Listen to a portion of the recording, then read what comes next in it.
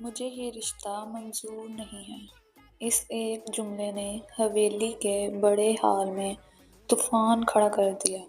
قاضی صاحب کا ہاتھ فضا میں ہی رک گیا۔ مہمانوں میں خسر پسر شروع ہو گئی اور گھر کے بڑوں کے چہروں کا رنگ اڑ گیا۔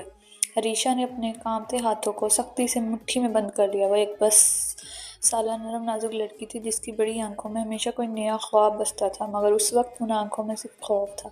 سامنے صوفے پر میر بازار موجود تھا، دراز قد، چوڑے کندھے اور گہری سنجیدہ آنکھوں والا میر بازار، جس کی ایک نظر ہی پورے خاندان کو خاموش کرانے کے لیے کافی تھی۔ اس کے چہرے کی سختی کسی سے ڈھکی چھپی نہیں تھی۔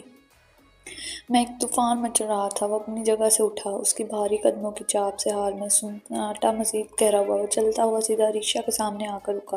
کیا کہا تم نے؟ بازار کی آواز دھیمی تھی لیکن اس میں چھپی وارننگ واضح تھی۔ ایک بار پھر دہرانا۔ عریشہ کا پورا وجود کانپ گیا۔ اس نے ہمت جمع کی اور روتے ہوئے آواز نکالی، میں نے کہا مجھے آپ سے نکاح نہیں کرنا۔ میں آپ جیسے سخت انسان کے ساتھ پوری زندگی نہیں گزار سکتی۔ دادی جان جو خاندان کی سب سے بڑی اور عہدیدار ہستی تھی، غصے میں آ کے بڑھی، یہ کیا بکواس کر رہی ہو لڑکی؟ دماغ تو ٹھیک ہے تمہارا؟ بازار نے ہاتھ اٹھا کر دادی جان کو پیچھے رکنے کا اشارہ کیا۔ اس کی نظریں صرف عریشہ پر جمی تھیں۔ میرے اندر ایسا کیا مسئلہ ہے کہ تم نے سب کے سامنے میری تصدیق کی؟ عریشہ نے سسکیاں لیتے ہوئے ایک چہرہ اوپر اٹھایا۔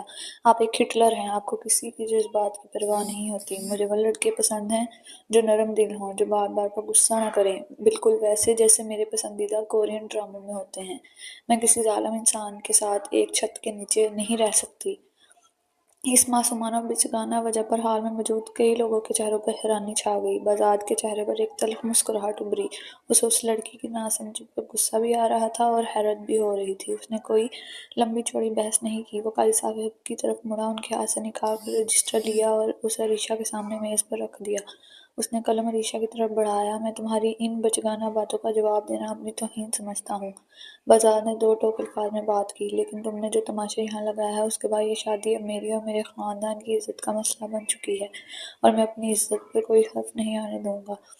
دستخط کرو اس کاغذ پر۔ اس کی آواز میں ایسا حکم تھا کہ عریشہ انکار نہ کر سکی۔ دادی جان اور اس کے اپنے والدین کی غصے بھری نظریں بھی اسی پر تھیں۔ عریشہ نے روتے ہوئے لرزتے ہاتھوں سے قلم پکڑا اور کاغذ پر دستخط کر دیے۔ اس کے دستخط کرتے ہی قاضی صاحب نے نکاح مکمل ہونے کا اعلان کر دیا۔ نکاح کے فوراً بعد بہزاد نے عریشہ کی طرف رخ کیا۔ اوپر جاؤ۔ اس نے انگلی سے سیڑھیوں کی طرف اشارہ کیا۔ عریشہ خاموشی سے اٹھتی بھاری قدموں سے سیڑھیاں چڑھنے لگی۔ اس کی سسکیاں حویلی کی خاموشی کو توڑ رہی تھیں۔ اسے محسوس ہو رہا تھا کہ وہ ایک ایسے شخص کی قید میں جا رہی ہے جس کے دل میں اس کے لیے کوئی نرمی نہیں تھی۔